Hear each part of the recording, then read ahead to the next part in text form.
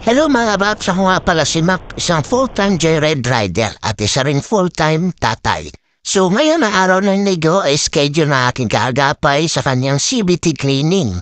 So ako rin mag-CBT cleaning ngayon dahil pumunta sana ako sa shop at ipapagawa at magpapa-CBT cleaning ako kaso maraming tao kaya ako na tumira. Dahil kompleto naman ako sa gamit pang CBT cleaning so dapat talaga marunong ka pag may ganito ang motor mo, scooter.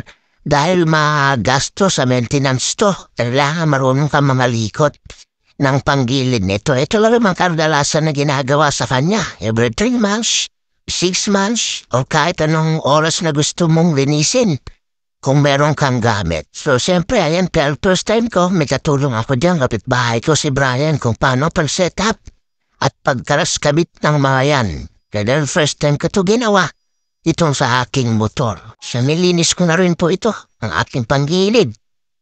Para mas magandang arangkada at pagbukas na niya sobrang dumi at ang luwag na slider piece.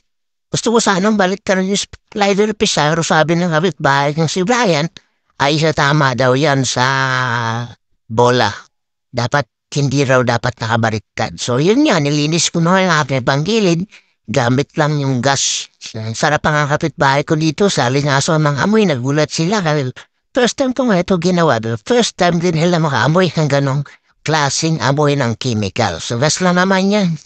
Kaya medyo maano talaga pag first time mo makasinghot o makaamoy. So ayun ang finished product na binashing ko na yan.